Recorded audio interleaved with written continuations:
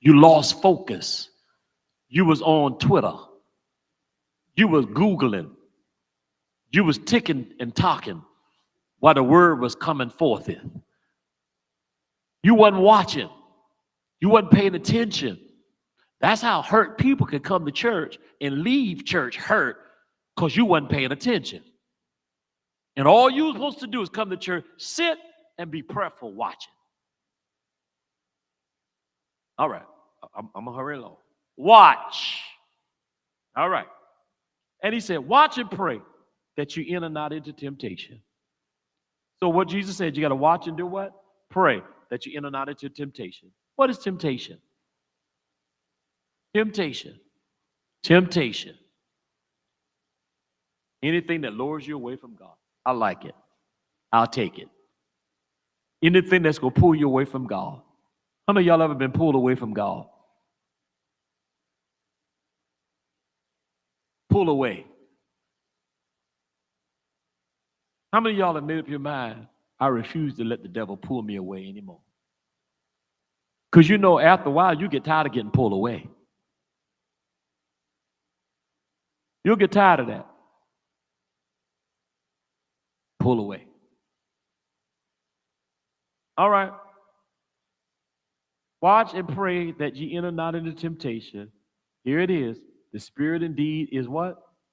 Willing. Verse 41. But the flesh is weak. Spirit is willing.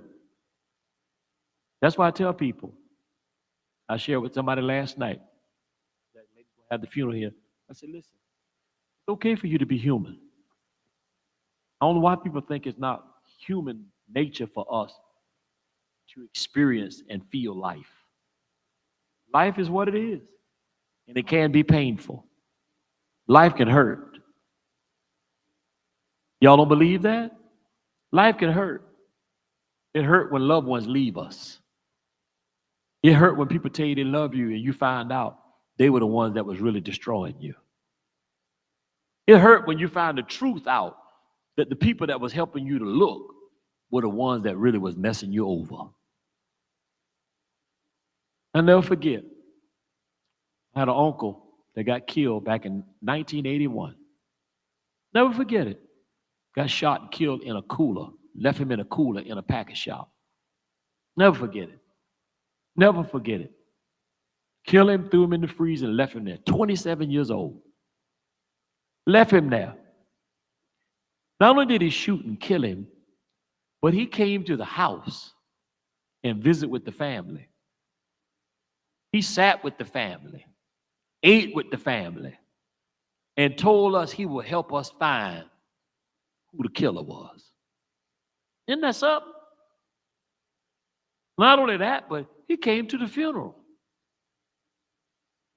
and worshiped with us at the service, not knowing that you can do dirt but for so long, and God gonna show you up. You know when they arrested him? Coming out the church, walking down the church steps, the detective walked up to him, told him, you have the right to remain silent for the death and the murder of Freddie Johnson. Isn't that something?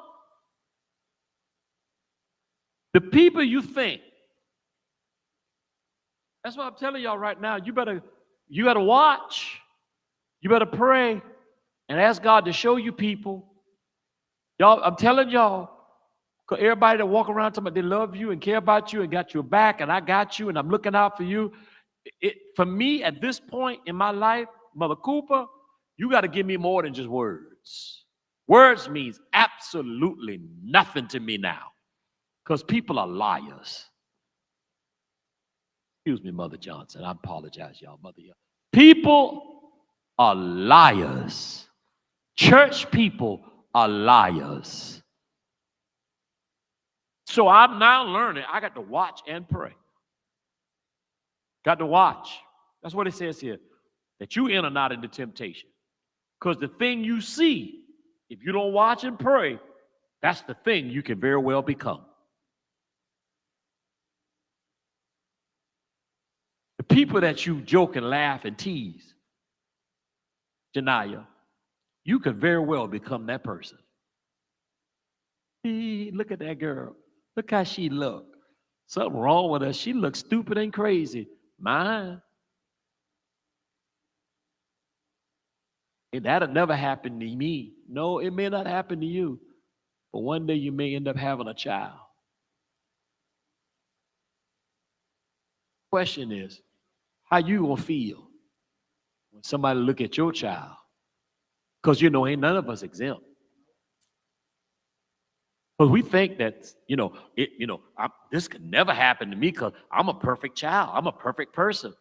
It could happen to you. It can happen to you. It can. And I use her for example because that's my niece. And how old are you now? She's 14 years old. But 14 years ago, she had a brother. She did. A twin brother at 14 years old. 14 years ago. You don't know. You don't know why.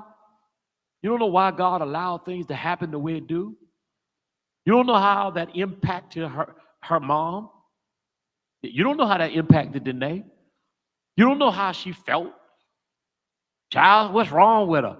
Ever since she lost that child, she can't get it together. You don't know. You don't know. You don't know. You don't know. Because a lost child is a lost child, whether it's at infant, whether it's at birth, stillbirth, a child is lost, or still a child is lost. Well, you got one, you ought to be grateful. Yeah, but I still lost another one. And see, we talk, but we don't understand. We don't. We think we do. Girl, just get over it. Did you lose any of yours? Did you bury any of yours? No, I thank God He kept all mine. Well, unfortunately, that didn't happen for me like that. Then we got to allow space for people to come to after the fallout, after the faint. We got to leave room for people to be resuscitated. My God, I could go in right there. Y'all know what resuscitate mean? I had some stuff so hard to happen in my life that even though I was walking around breathing, I'm alive, I look like I'm well, but I'm fainted. I'm fainted. And you saying, oh, he really preached today, but you wasn't spiritual enough to see that I was fainted and I needed to be resuscitated even after preaching a word. Because we are takers, and all we know is gimme, gimme, gimme, gimme, gimme, gimme, gimme, gimme, gimme. But I'm telling you, you can take from a person for so long.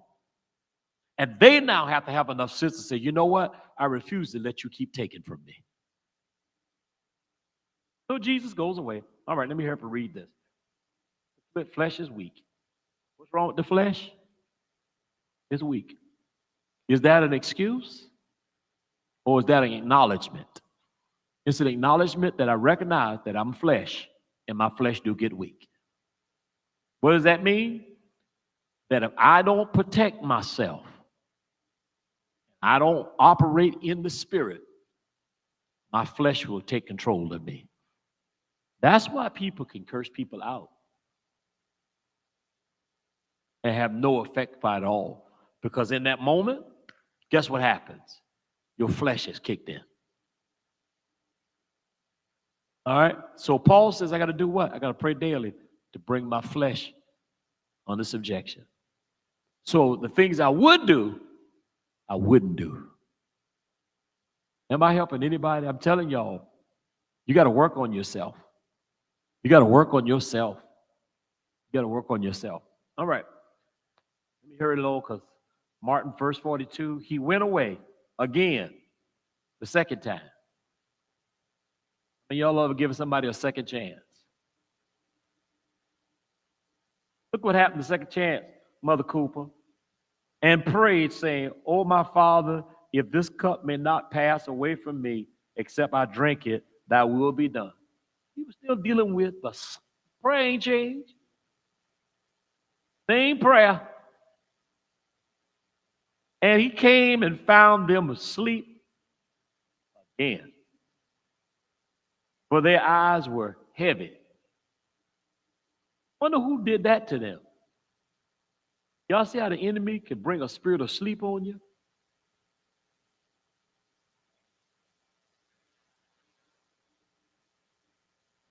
You can't let the devil do it to you. I'm talking about knockout. You ever see people in church sleeping hard, head back, out cold?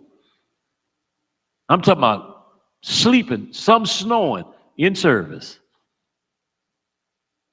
You know what that is? That's the enemy. He don't want you to hear. Because what does the Bible say about hearing?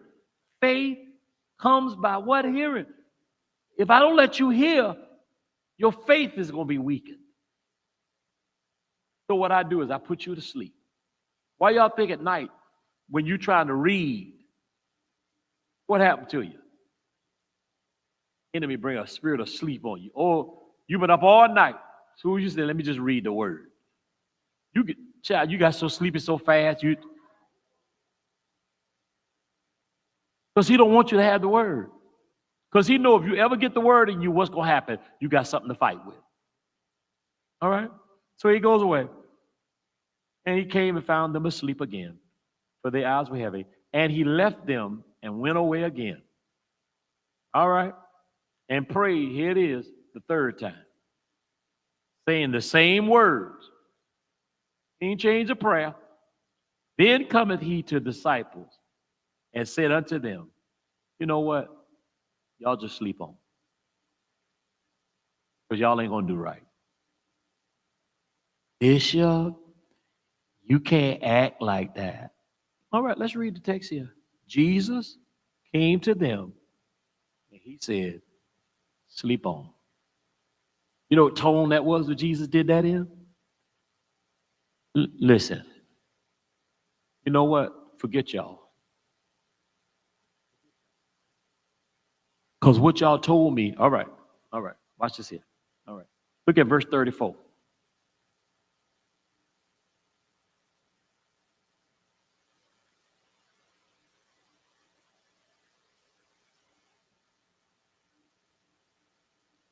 What Peter said in verse 33? Somebody read 33. Read it. Who got a microphone? Read verse 33. What did it say? I'm going to show y'all. You got the mic in your hand. Just read it. Verse 33. Uh-huh.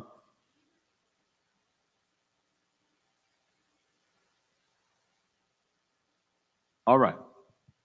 That's a lie. Making a promise he couldn't keep. Verse 34. Jesus responded back to him and said, what?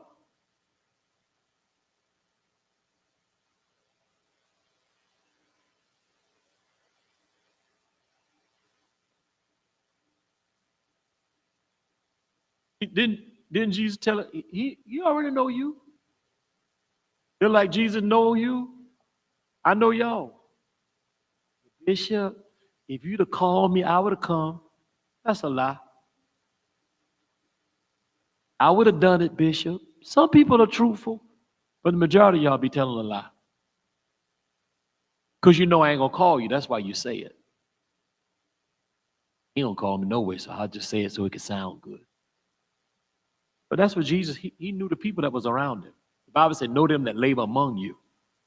You got no people. All right? And I want to show y'all how.